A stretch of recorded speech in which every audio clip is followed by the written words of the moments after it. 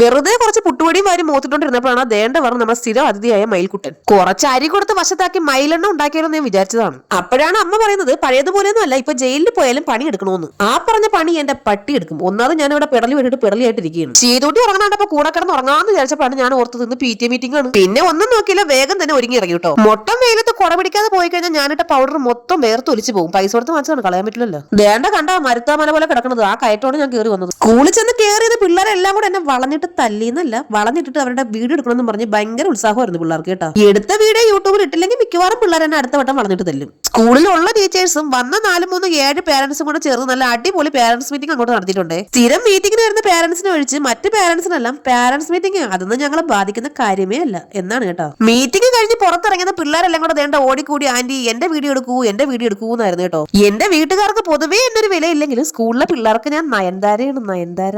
Video എടുത്തതിന് ശേഷം ഞാൻ പറഞ്ഞു നിങ്ങൾ എല്ലാവരും സിനിമയിൽ എടുത്തിട്ടുണ്ടെന്ന്. അത് കഴിഞ്ഞ് നമുക്കൊരു കൊറിയർ മേടിക്കാനുണ്ടായിരുന്നു. പിന്നെ നേരെ ആയൂര് പോയിട്ട് അത് മേടിച്ചു. ദേ ആ നിൽക്കുന്നത് കൊറിയർ ഓഫീസിലെ ചേച്ചിയാണേ. അവിടുന്ന് പിന്നെ നേരെ പോയത് ബിസ്മിലേക്കായിരുന്നു. ശീതുട്ടിക്ക് ഒരു മോയ്സ്ചറൈസർ മേടിക്കണമായിരുന്നു. പിന്നെ അല്ലറ ചിലർ സാധനം കൊണ്ട് മേടിക്കാനുണ്ടായിരുന്നേ. വെയിലും ചൂടും തണുപ്പും കൂടെ മാറി മാറി വരുന്നുണ്ട്. ശീതുട്ടിയുടെ കാലും കൈയെല്ലാം പൊരിയുന്നുണ്ട്. അതുകൊണ്ടാണ് ഒരു ലോഷനും കൂടെ മേടിക്കാന്ന് വിചാരിച്ചിട്ടോ. ഇതിനിടയ്ക്ക് മോൻ അമ്മയുടെ വിരൽ മുറിയാതിരിക്കാൻ ഹെൽമെറ്റ് താന്ന് പറഞ്ഞിട്ട് വേണ്ട വിരലറ എടുത്ത് കൈപ്പിടിച്ചോണ്ടിപ്പോണ്ടേ. പിന്നെ ഞാൻ കുറച്ച് ചെറുതായി പഴുത്ത മാങ്ങ മേടിച്ചിട്ടുണ്ടായിരുന്നു കേട്ടോ അച്ചാറിടാൻ. അതെല്ലാം കഴിഞ്ഞ് വീട്ടിൽ വന്ന പാടെ കൊറിയർ പൊട്ടിക്കാന്ന് വിചാരിച്ചു. അതിനകത്ത് എന്താണെന്ന് അറിഞ്ഞില്ലെങ്കിൽ ഒരു സമാധാനക്കേട്. അതാണ് ഇത്. നമ്മുടെ യാമീസ് വ്ലോഗ് എന്ന യൂട്യൂബ് ചാനൽ എടുത്തുന്ന നമ്മുടെ സുജ ചേച്ചി അയച്ചതാണ്. ചേച്ചിയുടെ ഹസ്ബൻഡ് ശബരിമല പോയിരുന്നു. അപ്പൊ അതിന്റെ പ്രസാദവും പിന്നെ പിള്ളേർക്ക് കുറച്ച് സ്നാക്സും കൂടെയാണ് അയച്ചത് കേട്ടോ. ഒരു പാവം ചേച്ചിക്കുട്ടിയാണ്. ചേച്ചിയുടെ സന്തോഷമാണ് ഈ കാണുന്നതെല്ലാം കേട്ടോ. പെട്ടി പൊട്ടിച്ച പാടെ പിള്ളേർ വേണ്ട ഓരോ സൈഡിൽ കൂടെ ഓരോന്നിട്ട് എടുത്തോണ്ട് പോയിട്ടുണ്ട്. ഞാൻ എന്താണ് ഈ രാത്രിയിൽ കുത്തിയിരുന്ന് പല നിറത്തിലുള്ള സാധനങ്ങൾ ഈ അരിഞ്ഞു കൂട്ടുന്നതെന്ന് വെച്ചാൽ എനിക്ക് ഡയറ്റ് ആണല്ലോ, അതുകൊണ്ട് പിന്നെ വെജിറ്റബിൾസ് കഴിക്കാന്ന് വിചാരിച്ചു കേട്ടോ. അങ്ങനെ വേണ്ട ഞാൻ ഒരു പ്ലേറ്റ് നിറയെ അത്തപ്പൂക്കൾ ഇട്ട് വെച്ചിട്ടുണ്ട്, പച്ചക്കറി ഉണ്ട്. ഇതൊരു 2-3 തുള്ളി ഓയിലില് വെറുതെ ഉപ്പും കുരുമുളകും മഞ്ഞൾപ്പൊടി ഇട്ട് വെറുതെ സോട്ട് ചെയ്ത് എടുക്കും കേട്ടോ. ഇതിന് പ്രത്യേകിച്ച് ടേസ്റ്റ് ഒന്നും ഇല്ല. പിന്നെ എന്തോരോ തിന്നുവാണെന്ന് പറഞ്ഞെങ്കിൽ തിന്നാം. പിന്നെ രാത്രി നമ്മുടെ ബെഡ്ഷീറ്റ് ഒക്കെ ഒന്ന് മാറ്റി വിരിച്ചതിന് ശേഷം എന്നാ പിന്നെ ഫുഡ് കഴിക്കാന്ന് വിചാരിച്ചു. ഈ പച്ചക്കറി മാത്രം കഴിക്കുന്ന പശുവിനെ ആറിനെയൊക്കെ സമ്മതിക്കണമല്ലേ.